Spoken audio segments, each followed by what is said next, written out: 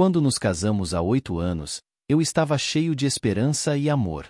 Minha esposa e eu éramos inseparáveis, e eu acreditava que juntos poderíamos superar qualquer obstáculo. No entanto, logo após os primeiros 2 anos de casamento, as coisas começaram a mudar. Minha esposa foi diagnosticada com ansiedade, depressão, PTSD e PMDD, e nossa vida conjugal começou a se transformar em um campo minado emocional. Eu a amava profundamente e estava determinado a apoiá-la em cada passo do caminho, mas nada parecia ser suficiente para aliviar sua dor e sofrimento. Ela começou a fazer aconselhamento, tomar antidepressivos e participar de várias terapias, mas os resultados eram sempre temporários. A cada novo tratamento, eu esperava que finalmente encontrássemos uma solução duradoura, mas a realidade era que sua condição mental continuava a lançar sombras sobre nosso casamento. Com o tempo, ela se tornou emocional e verbalmente abusiva, frequentemente me culpando por traumas que ocorreram muito antes de eu entrar em sua vida. Eu tentava entender e justificar seu comportamento, acreditando que era uma manifestação de sua dor interna, mas isso começou a corroer minha própria saúde mental. Quando nossa primeira filha nasceu, eu esperava que a alegria de ser pais pudesse trazer alguma luz para a escuridão que envolvia nossa vida. No entanto, a realidade foi bem diferente. Minha esposa desenvolveu uma depressão pós-parto tão severa que mal conseguia olhar para nossa filha, quanto mais criar um vínculo com ela. Eu me vi em uma posição que nunca imaginei, sendo pai e mãe ao mesmo tempo. Cada sorriso, cada choro, cada momento de nossa filha era algo que eu experimentava sozinho, enquanto minha esposa lutava para encontrar forças para sair da cama. Eu tentava justificar o comportamento dela, dizendo a mim mesmo que era apenas uma fase e que ela precisava de tempo para se recuperar. Mas, com o passar dos meses, a situação não melhorava. Ela se isolava cada vez mais, e sua irritabilidade e negatividade aumentavam. Eu me tornava o alvo de sua raiva, e, embora tentasse difundir os conflitos, a tensão em nossa casa era palpável. Eu me sentia como se estivesse caminhando sobre ovos, sempre preocupado com o próximo ataque emocional. A cada dia que passava, a carga emocional que eu carregava se tornava mais pesada. A responsabilidade de cuidar de nossa filha e de manter a casa em ordem recaiu inteiramente sobre mim. Eu me levantava de madrugada para alimentar nossa filha, trocava fraldas, a levava ao médico, tudo enquanto tentava manter meu trabalho. Eu queria ser forte por minha esposa e por nossa filha, mas a verdade é que comecei a me sentir cada vez mais esgotado. A falta de apoio e a constante necessidade de estar sempre presente para todos, exceto para mim mesmo, começaram a cobrar seu preço.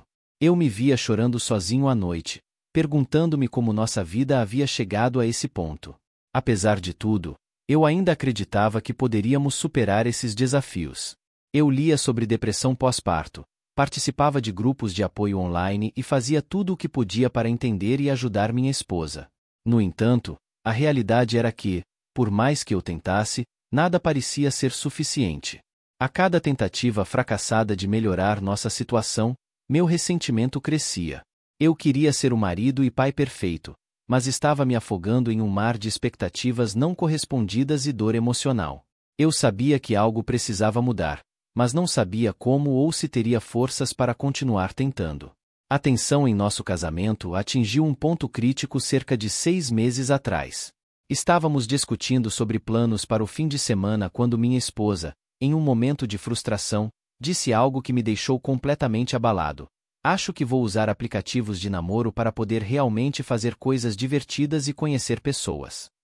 Aquelas palavras ecoaram na minha mente, deixando-me em estado de choque e descrença. Eu sabia que nosso relacionamento estava longe de ser perfeito, mas nunca imaginei que ela consideraria buscar conforto e diversão fora do nosso casamento.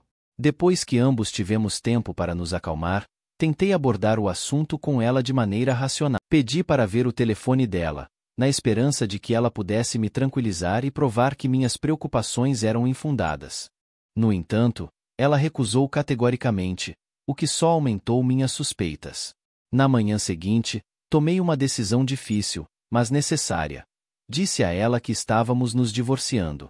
A ideia de continuar em um relacionamento onde a confiança havia sido quebrada era insuportável para mim. Apesar da decisão de nos divorciarmos, Continuamos a coabitar por mais 4 meses. Durante esse tempo, o medo de perder o acesso total aos meus filhos me consumia. Eu não queria que eles fossem privados da presença constante de um dos pais, então sugere que tentássemos mais uma vez. Embora ambos estivéssemos dispostos a dar mais uma chance ao nosso casamento, a desconfiança que eu sentia em relação a ela não desapareceu.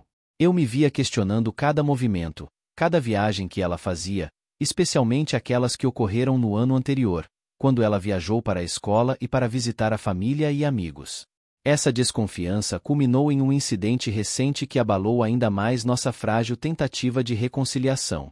Enquanto reabastecia o papel higiênico embaixo da pia, encontrei um teste de gravidez com data de validade para novembro de 2026. Considerando que fiz uma vasectomia e verifiquei minha esterilidade em agosto de 2021, a presença daquele teste me deixou perplexo. A descoberta do teste de gravidez foi um golpe devastador em um momento em que eu já estava emocionalmente fragilizado. Eu sabia que, após minha vasectomia e a confirmação de minha esterilidade, a presença daquele teste não fazia sentido. A matemática simplesmente não batia. A data de validade indicava que o teste era recente, e a possibilidade de que minha esposa pudesse estar grávida de outro homem começou a corroer minha mente.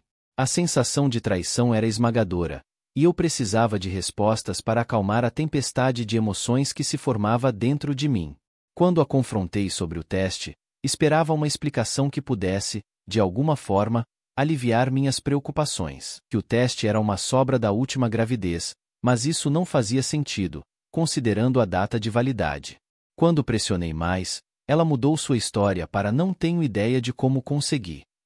A falta de uma explicação clara e honesta só aumentou minha desconfiança e a sensação de que algo estava muito errado. A dor de não saber a verdade era quase insuportável. Decidi que não podia mais viver em um estado constante de dúvida e desconfiança.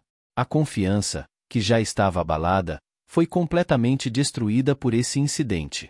Eu sabia que, independentemente de ela ter sido infiel ou não, o simples fato de que eu não podia confiar nela era suficiente para justificar o fim do nosso casamento. A traição, confirmada ou não, era uma ferida aberta que continuava a sangrar, e eu precisava tomar uma decisão para proteger minha própria saúde mental e emocional. Decidi seguir em frente com o divórcio, pois não havia mais como reconstruir a confiança que havia sido irremediavelmente quebrada. Enquanto avançava com o processo de divórcio, comecei a refletir sobre tudo o que havia acontecido. A dor e o ressentimento eram profundos, mas também havia um sentimento de alívio. Eu sabia que estava tomando a decisão certa para mim e para meus filhos. A incerteza e a desconfiança não poderiam mais fazer parte da minha vida. Eu precisava de um ambiente saudável e seguro para criar meus filhos e para me curar das feridas emocionais que esse casamento havia deixado. Embora o futuro fosse incerto, eu estava determinado a encontrar um caminho que me levasse a uma vida mais equilibrada e feliz. Com a decisão de seguir em frente com o divórcio, comecei a tomar as medidas necessárias para garantir que o processo fosse o mais tranquilo possível para nossos filhos. Conversei com o advogado para entender melhor meus direitos e responsabilidades, e juntos começamos a delinear um plano de custódia que fosse justo para ambos.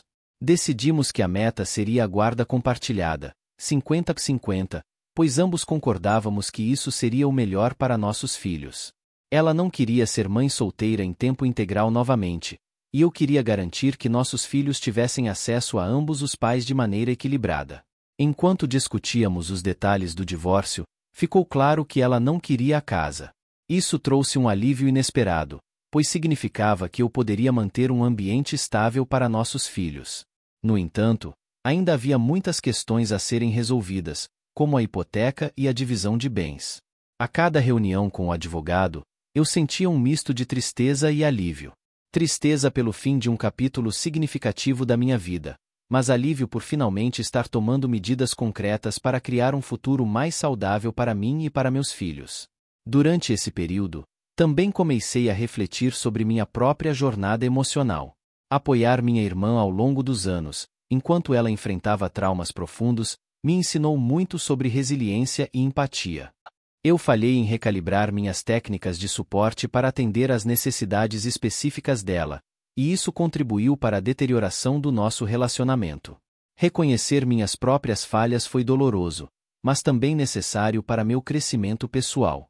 Agora, enquanto me preparo para essa nova fase da vida, estou determinado a criar um ambiente seguro e amoroso para meus filhos. Quero que eles saibam que, apesar de tudo, são profundamente amados e que farei tudo o que estiver ao meu alcance para garantir seu bem-estar.